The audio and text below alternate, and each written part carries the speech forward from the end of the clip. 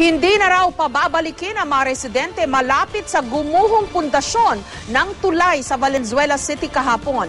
Lubhang delikado raw kasi ang lugar.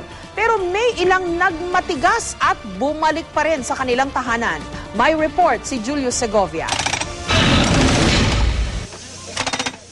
Gamit ang concrete breaker, unti-unting binasag ng rescue team ang malalaking tipak ng adobe na tumabon sa bahay na ito sa Sitio Libis ng Barangay General T. De Leon, Valenzuela.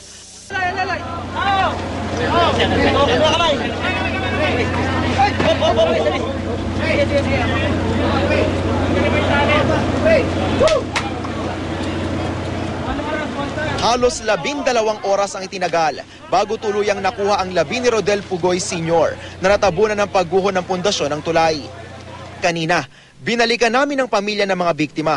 Kwento ni Mary Grace Ehara, masaya raw silang nagbibiroan habang nanonood ng telebisyon kasama ang 2 anak bago maganap ang trahedya. Pinipilit ko pong tanggapin kasi may anak pa po ako nandiyan po yung anak ko. Pero hindi man pumalis na mas sobrang sakit po . Bukod kay Rodel, patay rin sa aksidente ang 9 na taong gulang na si Christian Serrano. Kwento ng kanyang ina, napansin daw niyang may nalalaglag na mga bato sa kanilang bahay tuwing umuulan.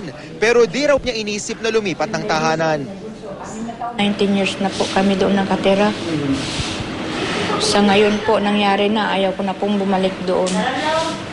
Ba't kayo doon nagtirik? Hindi niyo naisip noon na baka makagano? Hindi naman po kasi maganda pa naman po noon yan . Wala pang nakatira sa ilalim ng bato.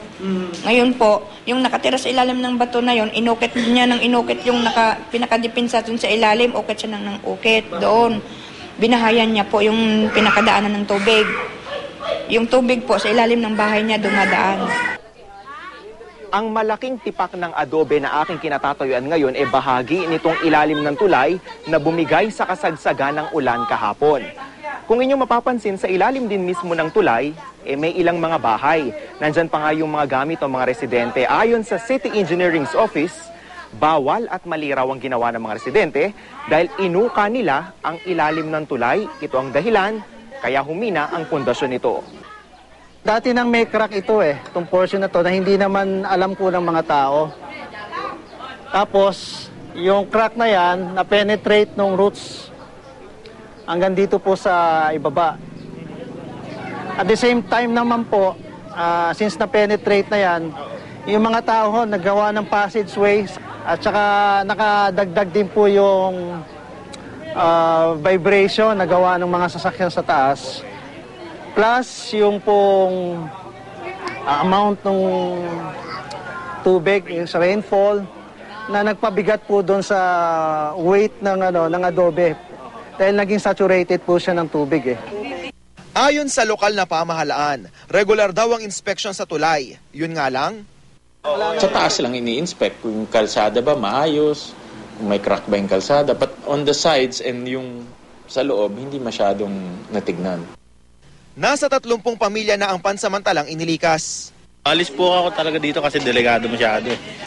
Dito muna ako kasi wala pong malilipatan. Siyempre susunod kami sa patakaran. Kaya naghintay lang kaming malipatan. Ang iba, pilit bumalik sa ilalim ng tulay at naghanap ng bakal para ibenta. Ibenta ko sa junk shop. Para pambili ng pagkain ng mga bata. Ano ba yan kung sakaling ipagbili nyo? 1 kilo po, 13. Agad naman silang sinita ng mga pulis. Ang main duty lang pulis ay to save life and property, di ba? Okay, so kailangan pagbawalan natin sila. Sa ngayon, pansamantalang sinarado ang tulay habang nagsasagawa ng investigasyon ng mga otoridad. Nakatakda na rin gibain ang mga bahay sa peligrosong lugar. Julio Segovia, GMA News.